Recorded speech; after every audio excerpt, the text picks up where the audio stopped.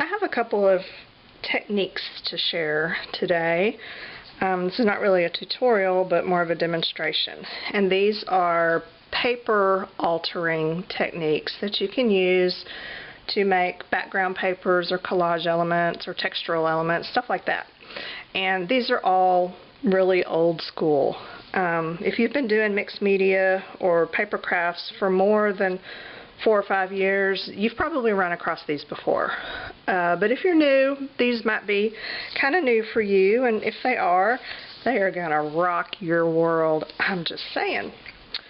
The first one, let's do the least impressive first.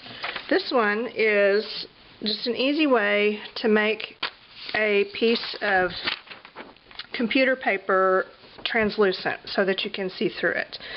If you do a lot of layering in your collage, there's times when you need to be able to see through some of the layers to get that depth thing going on.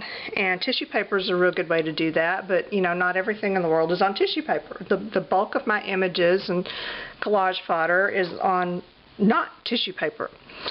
So you can take a regular piece of computer paper. This is actually kind of a thin one, but it doesn't matter. I use a real good heavyweight computer paper in my printer, and it works just as well. And you can treat it so that whatever's on that paper becomes not really transparent, but translucent. And if you can see this, all of the text on here was printed on one sheet of computer paper. It was an image that I got online somewhere, and it just had all these different French places on it.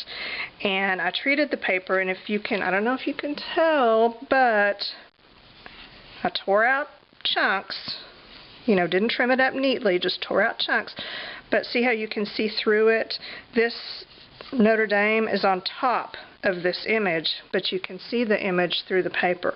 Same thing, that flower is underneath this piece of paper with the text on it. So it becomes translucent enough that some of the layers underneath will show through. And it's embarrassingly easy to get that effect.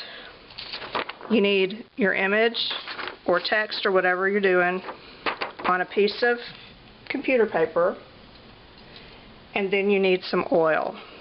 You need vegetable oil, olive oil, baby oil, whatever kind of oil you got. Mine happens to be just vegetable oil from the kitchen. Okay, that stuff floating around in it, I was using some silver powdered pigments the other day, and it just went everywhere, so that's all that is, but it won't matter. It won't show. You brush the page with the oil, kind of generously. Get the back. See that? Then I usually take and I just wipe off the excess, because, if you don't, you get oil everywhere. And I'll use the heat gun to kind of heat it. It doesn't really dry it, when you heat oil, it doesn't dry up and go away. It just fries, I guess. But if you heat it a little bit with the heat gun, it seems to help it to absorb more into the paper.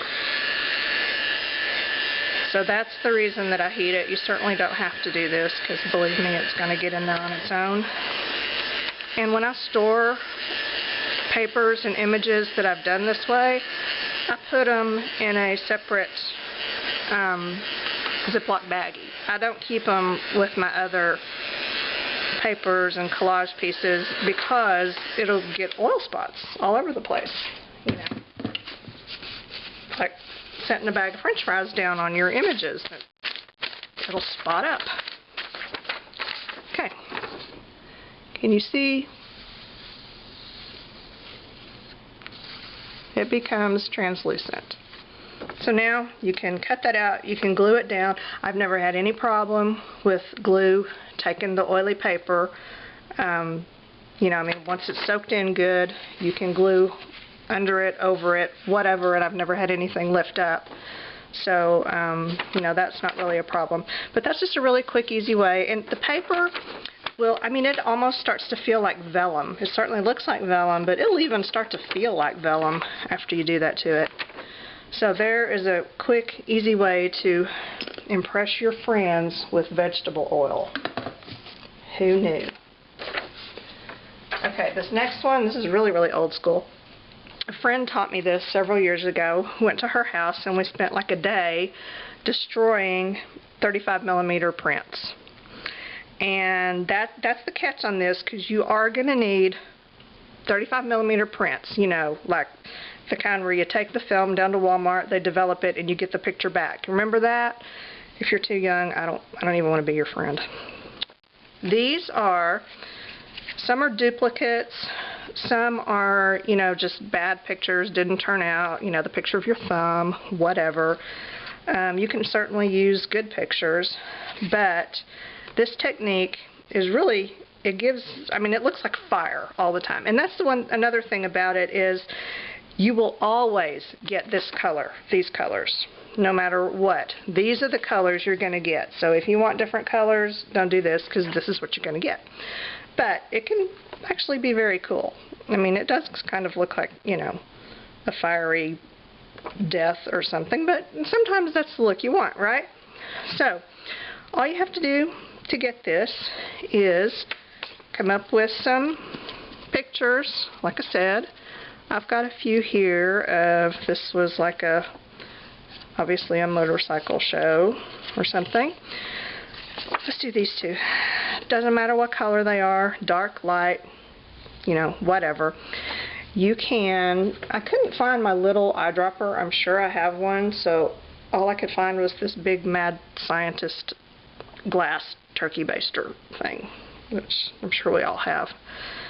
So you can drop it on there.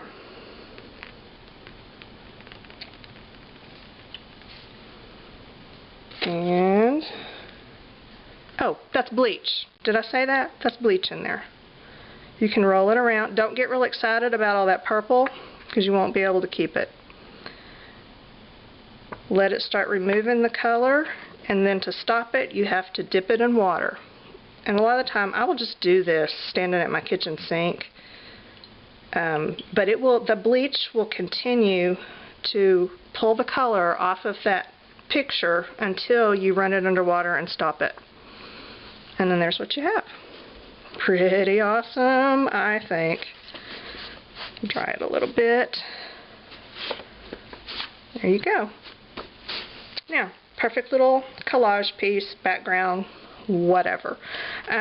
This will feel kind of sticky until it dries completely, and I usually hit mine with the heat gun to speed it up. But so don't panic if yours feels a little bit sticky. It will eventually quit.